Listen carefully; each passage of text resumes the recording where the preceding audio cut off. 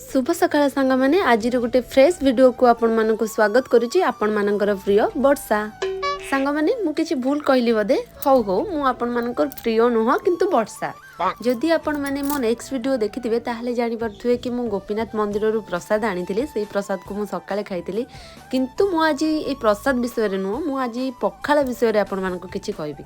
शीत दिन आ पखाळ पुणी खरा रे बसिकी पुणी ता सहित किछि पोड़ा पोड़ी रो पाग करिथिबा कि टेस्ट रे भाई विश्वास करिवेनी ताकू खाई साला परे जो निदटा आसीबो से निदटा निद मेडिसिन की ही काटी दबो।